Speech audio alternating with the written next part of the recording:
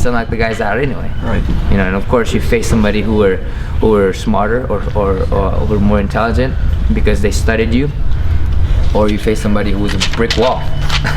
You know, and that's what I experienced throughout. And then I realized that, you know, going back into 2012, I've accomplished so much, and I wanted to stay on that. You know, after the RC fight, I told myself that, okay, I think I'm done.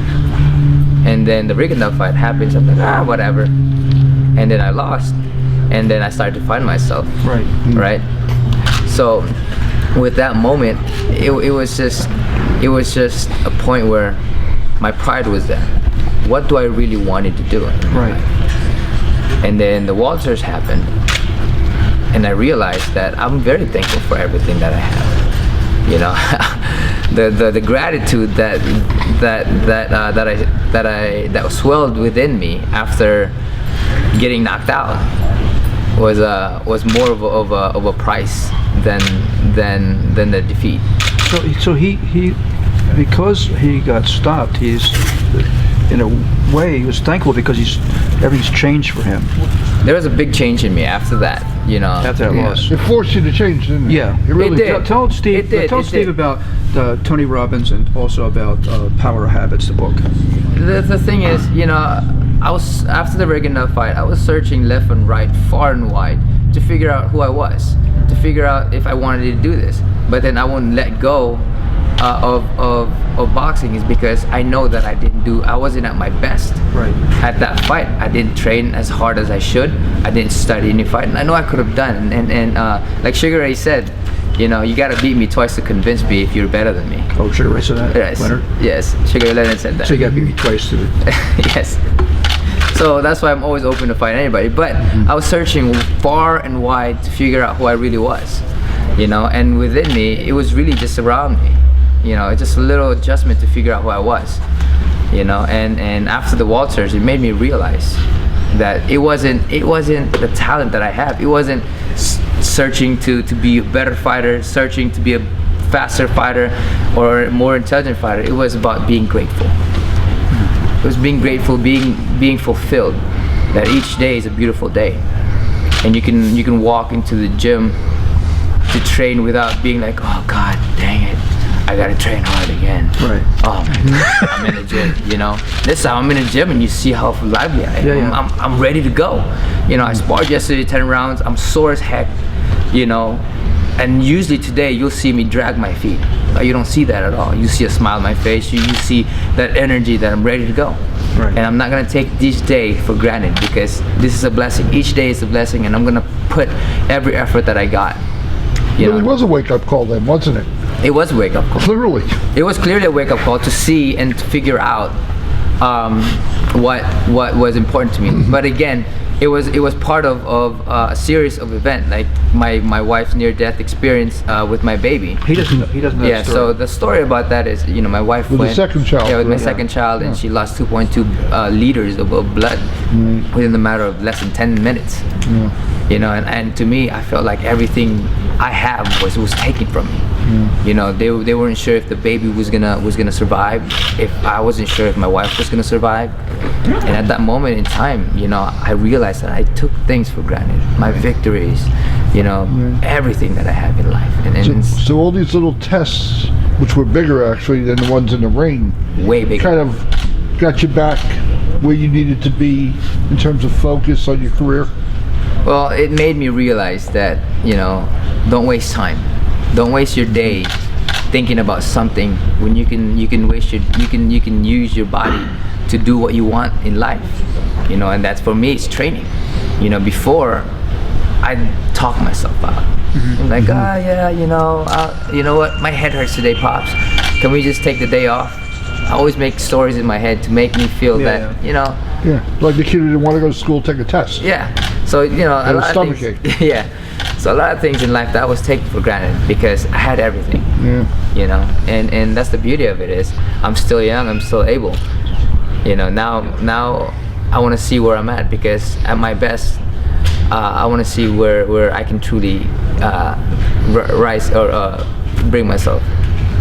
Are you seeing this as like the final chapter of your career? This the stretch for however long it lasts. And In a sense, but to me now you're it's more 32, right? 33. 33. Yeah. So yeah. you're not doing this forever. I'm not doing this forever, but this is something that I enjoy. As long as I can compete with the younger guys and still become champion, be elite, I'm there. And, you know, I love the sport of boxing, and I've always taken it for granted. I've always said like, oh, I don't like boxing. It's too blah blah blah, and you know, all that excuses in my head. You know, but there's a lot of limiting beliefs that I had, and that's why I wasn't able to rise to the point where I should be. You know, I've always told myself that it's okay if you don't get to the top, or if it's okay this, you've already accomplished things. No, go move beyond what you can do. You know, push beyond what you can do. Don't make any excuses to why you stayed the way you are. You know, each day you should be better each day as you were yesterday. You should be better each minute that you are than a minute ago. You know, and that's something that I've learned, is that each day, each moment as time passes, you should always be better. And that's why I take this time now to be better, to smile regardless what it is. You know, and that's the beauty that I have now in life, and that's, no matter where I am in boxing, I'm always going to be fulfilled, because I'm always thankful for every little thing that I have. Moved to Vegas, did you? You left San Leandro? Yes, sir. When did you do that? After the Montiel fight, I actually moved here, but I've been training back and forth in San Leandro, because that's where my trainers and everything And were. your lives are there, right? I mean, your family. Yeah, my and family's friends. there, but you know, I think they're all gonna move here, so. Why do that at this point of your career? Well, I mean, what do you mean, like move? Yeah. Why pick up and move? We love it here. Yeah. You know, But you loved it in San Leandro. You got We everything did. next We to did. you that you could want. We did, but it's a matter of just making the right moves. You Are there know, less distractions if you're here than back in the Bay Area? it's not so much as less distraction. I think it's more of it doesn't matter where I'm at, as long as the focus is there, as long as the mentality is there. You know, back then I was always distracted because I wanted to do everything. Pleasing friends, people in the community, the Filipino community at large. And this time, even though I have a lot of friends here, they understand. They understand what I'm capable of, and they understand that I need to do my job, and you know. Where in Vegas are you living? Summerlin or? No, it's nearby the Valley? Strip. It's on the eastern side, eastern and like Flamingo. Oh, okay. Yeah. Oh, okay. By say Viator's Church. Yes, the church. Yes. Oh, okay. Very good. Very good. And you just find that being here, there's a calmness that didn't exist back in the Bay Area in terms of your day-to-day life for you and Rachel, the kids. Not so much. Again, you know, it's more of the mentality, you know. It doesn't matter where I'm at. I mean, I could be in the Philippines, I could be here, I could be over there. It's just the mentality of where I want to be, the focus that I want, you know. Yeah. So it doesn't necessarily, like, if I, you know, my wife's very supportive of me. So she if the kids doesn't need to be in the gym, or I don't have to wake up in the middle of the night to feed the baby, she does all of that stuff for me. You know, so it's a matter of just perspective and the mentality to be focused or not. I mean, that's something I've learned in life, is that everything that you do is your choice. Having your dad train you going back down to Super Bantam, and you seem to have found a real comfort level again with your boxing. Did you? I think that with my dad and I, you know, we've worked. He's created my style. Right.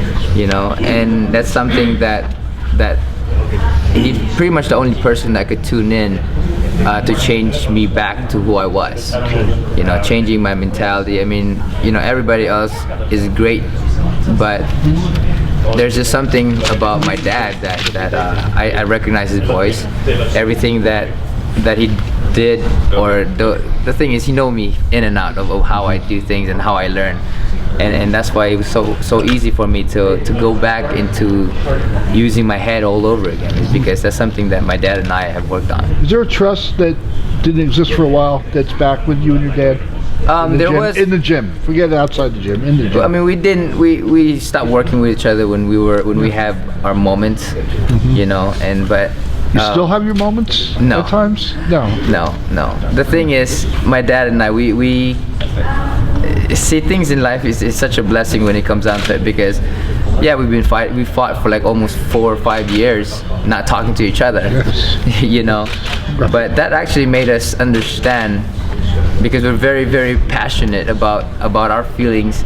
You know, we always wanted to do good things for each other, except that we did it in a different energy, you know. And now, because of that experience, we've learned to respect each other to the utmost.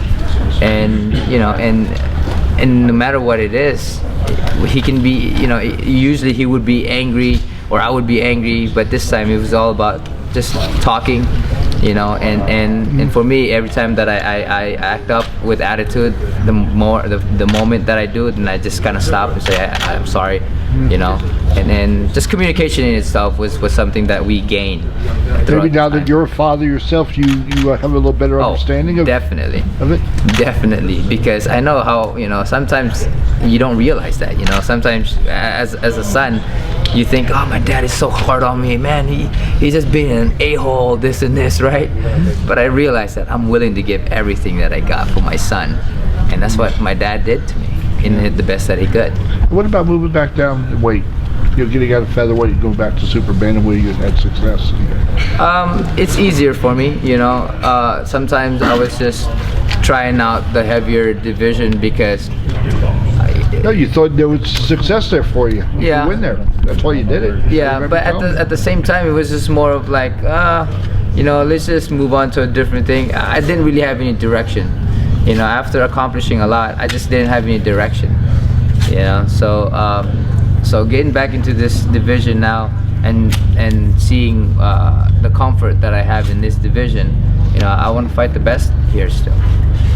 And it doesn't matter who it is. It means another crack of Rigondeux at some point. That's right. Like I said, you gotta beat me twice to convince me that you're better than me. That's what Sugar Ray Leonard said.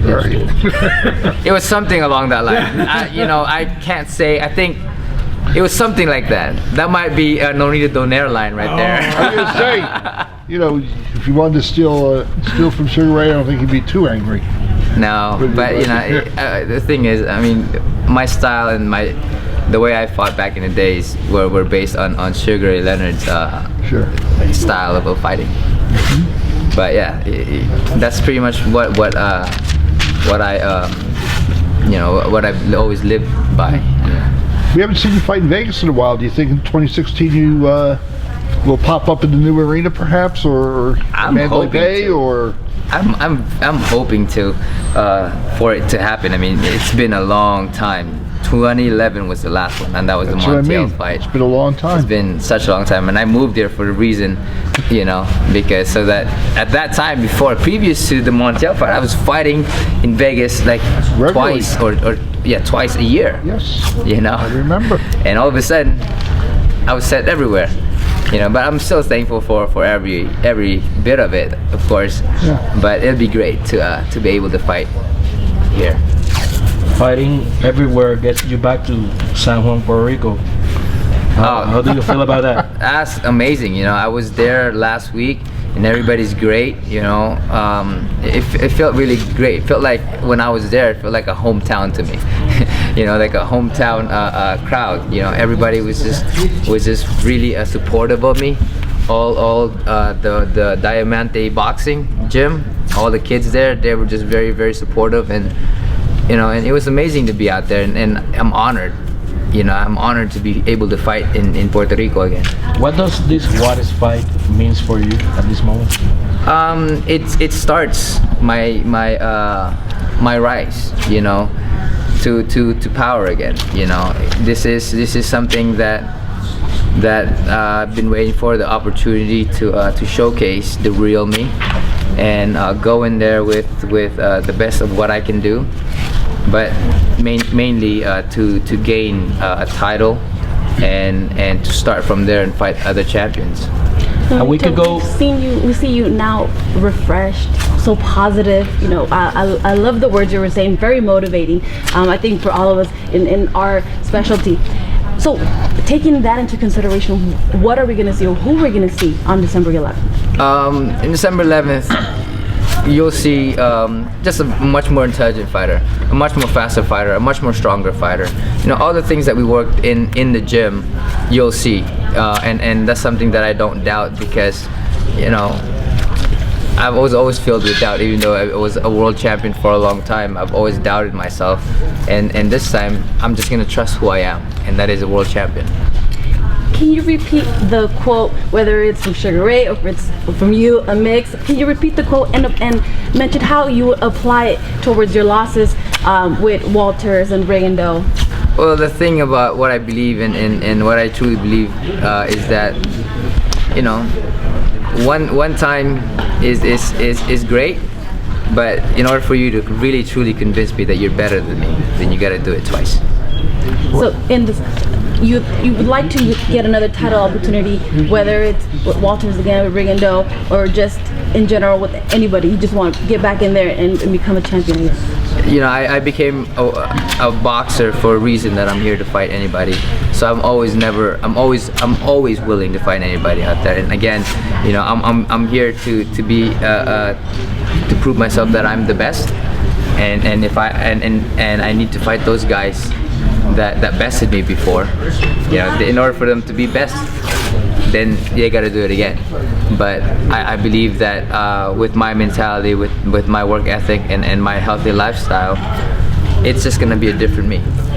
Last week in San Juan, you said that obviously you were still working to get back into the best physical condition. How do you feel a week later after you said that? You know, it's amazing. Actually, it was an outstanding day yesterday. I was able to go 10 rounds, and I feel like I could have done 12 more. I mean, you know, I felt good.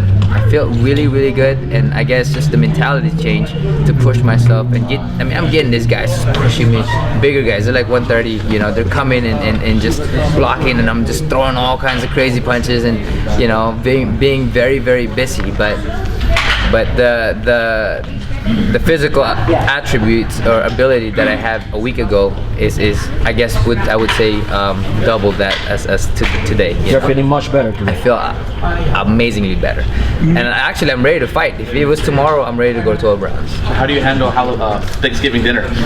You know, that's the beauty of it, is that being grateful and being thankful, and creating a habit in your life. That's the thing, is habit, you know.